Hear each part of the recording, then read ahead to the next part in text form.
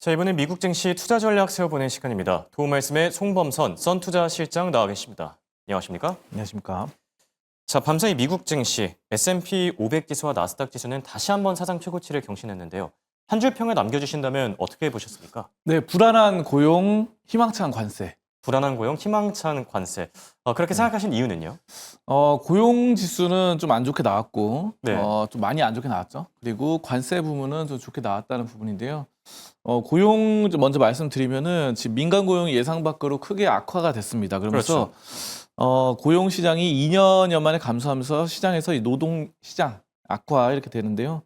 3만 3천 건이 신규 일자리 고용이 줄어들었습니다. 그래서 많이 신규 채용을 하지 않는다라는 측면인데요. 그러니까 이제는 약간 근데 이것도 그런 점이 있는 것 같아요. AI 시대가 되면서 예. 인공지능이 사람이 하는 일자리를 좀 많이 차지하고 있습니다. 많이 대체하고 있죠. 예, 그래서 실제로 로봇이라던가 예. 산업 현장에서는 로봇이 뭐 현대차라던가 이런 데 가보면은 공장에 기계, 로봇들이 다 로봇팔이 많이 움직이고 그렇죠. 보스턴 다이내믹스라던가 이런 것도 그렇고 또 뭐 많은 요즘은 예. 첨단 기술 뭐 기업들이 저희 매일경제 네. 같은 경우에도 오늘이라는 이제 네. AI 시스템을 도입도 하고 그쵸. 있거든요. 네네. 저도 예. 봤습니다.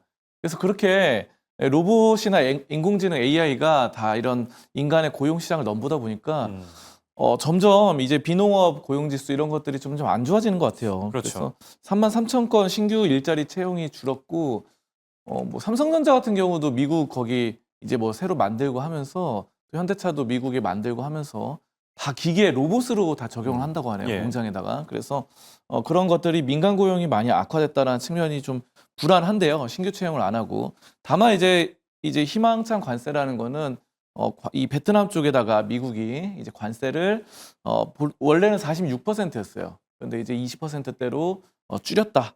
대폭 낮추고 자국산 제품을 베트남에 무관세로 수출할 수 있도록 약간 무역의 길이 트였다라는 측면이 가장 인상 깊은 것 같습니다. 그래서 제가 봤을 때는 근데 이제 이런 것들은 뭐 우리나라도 그렇고 예. 또 일본은 최근에 좀 미국이 계속해서 압박을 하더라고요. 그렇죠. 그래서 일본이 원래 24%였는데 일본은 오히려 뭐 35%까지 매길 수 있다라고 트럼프 대통령이 했기 때문에 또 이런 점들은 또 리스크가 될 수 있겠다. 그래서 한국 상황을 아직은 좀 더 지켜봐야 될 것 같습니다. 예. 그래서 어쨌든 베트남 쪽이 이렇게 열렸다는 거는 사실 뭐 기회는 어느 정도 열린 거기 때문에 희망차다라고 말씀드렸는데요. 사실 베트남이 이렇게 된 거는 영국에 이어서 거의 두 번째입니다. 그래서 영국이 먼저 지금 협상이 잘 됐고 그리고 그다음에 베트남인데 동양권에서는 거의 처음이죠. 그렇기 그렇죠. 때문에 이런 점들이 어떻게 보면 아시아 쪽에 물꼬를 튼 게 아닌가 싶어서 오늘 장세 또 베트남은 미국 입장에서도 지금 이렇게 관세를 낮추는 게 좋은 게 미국에 있는 많은 기업들이 베트남에 공장을 두고 있어요. 현지 예, 공장. 그렇죠. 그래서 대표적으로 나이키 같은 경우는 음. 나이키 운동화라던가 이쪽은 뭐 80% 이상이 베트남에 현지 공장이 있기 때문에 결국 이걸 사들일 때는 굉장히 비싸게 사와야 됩니다. 그래서 예. 그런 것들을 좀 막을 수 있는 좋은 기회가 되지 않을까 이렇게 좀 보고 있습니다. 네, 관세에 대한 얘기를 조금 더 해보면 좋을 듯한데요. 방금 전에 얘기해주신 이 베트남과의 무역 협정, 지금 보면은 기존 무역 협정 뭐 상호 관세는 46%에서 20%로 낮아졌는데 이 환적에 대해서 그러니까 이제 제3국이 베트남을 경유해서 미국으로 수출하는 물량에 대해서는 또 40%가 예고됐거든요. 이게 아무래도 뭐 중국을 의식한 네. 조치로 또 풀이 되는데 미중 관계는 괜찮은 게 맞을까요? 중국과의 관계는 아무래도 견제 상태죠. 그러니까 예. 확실히 베트남을 통해서 중국이 많이 이렇게 전 세계적으로 교역하고 이런 것들 많았기 때문에 그런 통로는 좀 막은 것 같습니다. 중국을 확실히 견제하기 위한 것이 맞는 걸로 판단되고요. 예. 중국은 뭐 146.5%까지 갔다가 이제 뭐 55%로 결정됐는데 결국은 이번 이런 관세로 지금 몇 달 동안 트럼프 정국에 들어서서 한 거는 중국을 견제하기 위함이 가장 크다고 봅니다. 그래서 중국 사실 뭐 지금 보면은 중국이 55%이기 때문에 가장 높은 현재 전 세계에서 가장 높은 수치가 맞고요. 그래서 중국은 아직은 좀 견제를 하는 그런 시점이다 이렇게 좀 판단을 하겠습니다. 네. 자, 우리 정부도 하루빨리 좀 이 협상 딜을 좀 클로즈해야 되지 않을까 생각이 들고요. 자, 두 번째로 살펴볼 이 매크로 이슈로 민간 고용 보고서 앞서도 잠시 언급해 주셨지만 생각보다 큰 폭으로 감소했거든요. 이게 보통 저희가 뭐 몇만 명이 늘어났다라고 얘기를 하는데 네. 몇만 명이 줄어들었습니다. 3만 명이 줄어든 네. 건데 고용 시장이 이렇게 흔들리면은 금리나 기대감 더 커질 수밖에 없는 구조거든요. 어떻게 생각하십니까?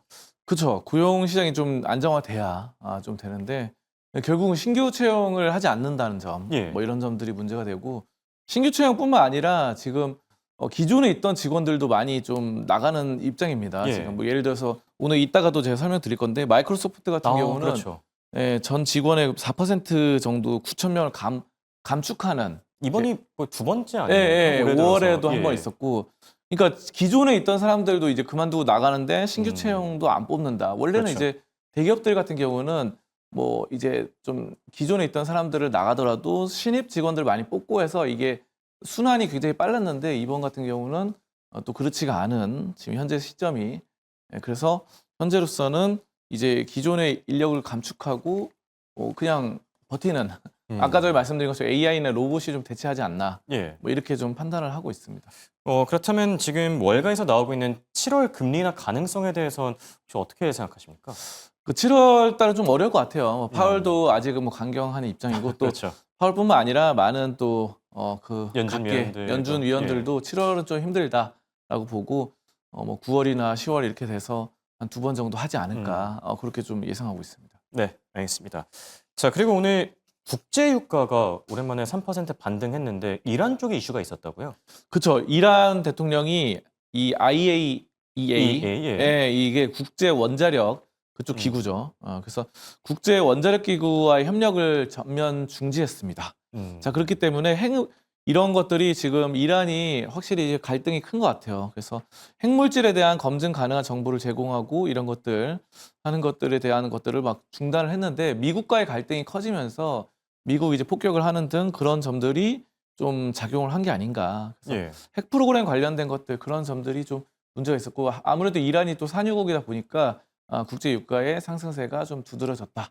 이렇게 국제 유가는 계속해서 크게 변동성이 나타날 것 같아요. 당분간은 예. 이 전쟁이 뭐 휴전이 됐다 하더라도 계속해서 신경전을 네. 계속하고 있는 거죠. 예, 이란과 뭐 무역 갈등 뭐 이런 것들은 계속 되다 보니까 또 이런 국제 원자력 기구 등등 또 굉장히 많은 기구가 있잖아요.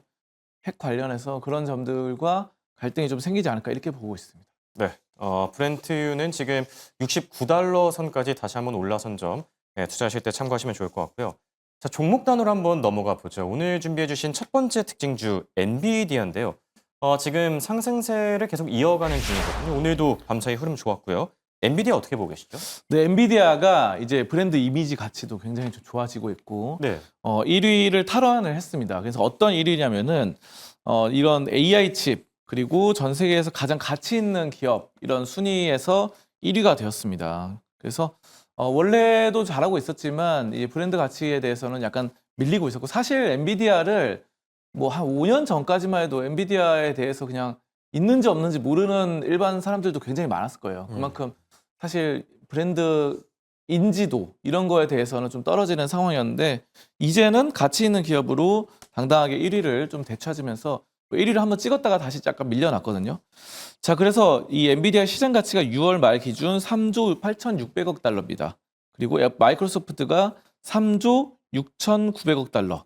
그래서 엔비디아가 마이크로소프트보다 4.3%가량 더 높은데요. 그러니까 마이크로소프트한테서 잠깐 밀렸다가 또 다시 되찾은 상황이 된 건데요. 어쨌든 지금 엔비디아의 이런 부분들은 확실히 AI 반도체 칩에 대한 이런 기조, 데이터 센터 이런 낙관론이 많이 나오고 있고 지금 보시면은 엔비디아가 뭐 또 전 고점을 돌파해 나가면서 굉장히 가파릅니다.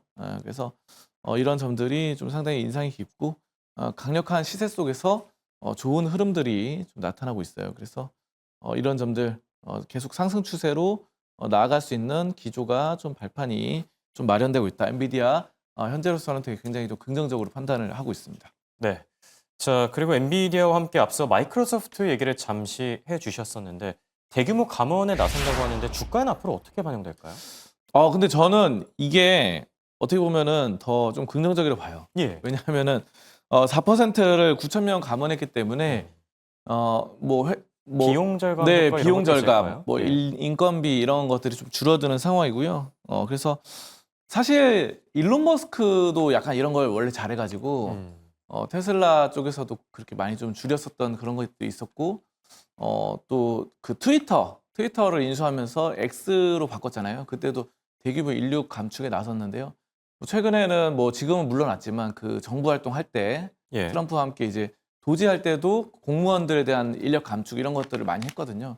근데 약간 이런 점들이 지금 비용 감축으로 인해서 얻었던 그 비용 절감 이런 인건 감축으로 그런 점들이 좀 최근에 두드러지는 트렌드인 것 같습니다. 그래서 지금 보면은 마이크로소프트 5월에도 감축을 했는데 이번에 또 줄여 나간다. 이런 점들은 재무 구조상 그러니까 회사 사실 인력을 감축한다는 거는 회사 성장성에는 약간 부딪히는 거 있어요. 그렇죠. 사실 회사가 이렇게 막 성장해 나가면은 인력을 더 느리고 더 많이 뽑아야 되죠. 음.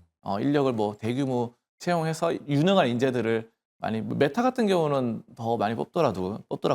근데 이제 이렇게 되면은 성장성에는 부딪힐 수 있는데 대신 단기적인 재무 구조라든가 이런 것들은 만약에 뭐 영업이익 같은 것들이 확 개선되는 순이익 같은 부분들 그런 점들이 나타나기 때문에 제가 봤을 때 이런 점들은 단기적인 주가 상승에는 뭐 나쁘지 않다 이렇게 봅니다. 근데 이제 장기적으로 이렇게 되면은 계속 줄여 나갈 수는 없죠. 그러면은 이제 회사가 빈 껍데기밖에 남지 않으니까 그렇죠. 예, 그렇다고 이제 전부 AI나 로봇으로 대체할 수 있는 것도 한계가 예. 있는 거다 보라서 저는 뭐 이제 어느 정도 좀 내실을 다져 나가면 좋지 않을까 이렇게 좀 판단하고 있습니다. 네. 마이크로소프트의 비용 절감 효과가 좀 톡톡히 나타날 수 있을지 지켜보면 좋을 듯하고요. 자, 그리고 연준의 스트레스 테스트 지금 미국 대형은행들이 차례대로 통과를 하고 있는데 은행주 쪽 상황은 어떻습니까? 지금 긍정적입니다. 그래서 굉장히 은행주들, 뭐 금융주들은 다들 이렇게 배당이라든가 자사주 이런 것들을 좀 많이 사들이고 있고요.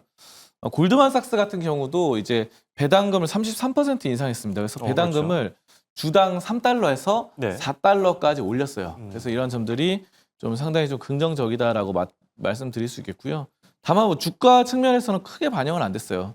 그래도 최근 추세가 굉장히 또 좋은 시점이고 은행금 이렇게 배당금을 확대하는 거는 이런 앞서서 말씀해 주신 거 건전성 테스트 이런 것들을 통과한 데 따른 것인데 예. 그런 이런 자사주 매입들 이런 것들 좀 지금 잘 보면은 좋을 것 같습니다. 알겠습니다. 자, 끝으로 오늘 장 관심주로 펩시코 들고 와 주셨는데요. 어떤 모멘텀 찾아볼 수 있을까요? 펩시코가 한동안 주가가 좀 안 좋았거든요. 예. 주가 계속 떨어지는 양상이었어요. 계속 밀리다가 기술적인 반등이 나타납니다. 그래서 오늘 뭐 60일선을 돌파하는 등 이렇게 추세선에서 굉장히 좀 반등을 좋게 나오고 펩시의 이런 인도 보틀러가 빠르게 성장하면서 인도의 이 즉석 음료 시장을 능가할 수 있는 여러 가지를 갖고 있다. 그래서 지금 2024년에 38%까지 인도 시장 점유율이 증가했어요. 기존에 예. 2015년에 28%였는데 38%까지 올랐습니다. 그래서 굉장히 점유율이 높아지고 있고 인도 그러면은 지금 전 세계 인구 1위죠. 인구 숫자. 그렇기 때문에 여기 막강한 다양하고 많은 인구를 바탕으로 장사가 잘 되고 있다라는 측면이고요. 뭐 주가가 지금 반등해 나가고 있기 때문에 지금 60일 이동평균선을 돌파했습니다. 그래서 이런 점들은 좀 상당히 추세 반등으로 좀 긍정적이다 이렇게 좀 말씀드리겠습니다. 네, 실제로 펩시코의 주가 흐름 벌써 5거래일 연속 상승 중이죠. 계속해서 좋은 흐름 기대해봐도 좋을 듯합니다.